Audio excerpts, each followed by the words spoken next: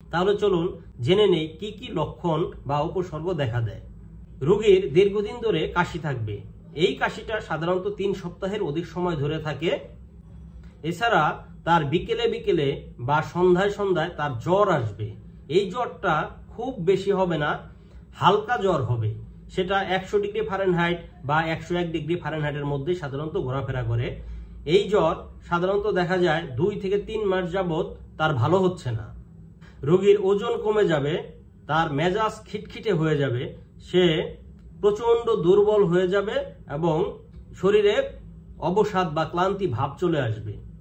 খাওয়া দাওয়ায় অরুচি হবে, তার কাশির সাথে রক্ত যাবে বা তার কাশির সাথে রক্ত যেতে পারে। বুকের কোনো এক পাশে ব্যথা হবে অথবা বুক ভার ভার অনুভব করবে। প্রিয় দর্শক শ্রোতা, তাহলে আমরা জেনে নিলাম যক্ষ্মা রোগ হলে কি ধরনের লক্ষণ দেখা দেয়। এই ধরনের লক্ষণ যদি আপনার বা কারো থাকে আশেপাশে, তাকে অবশ্যই চিকিৎসকের শরণাপন্ন হতে হবে এবং চিকিৎসকের পরামর্শ অনুযায়ী ওষুধ খেতে হবে।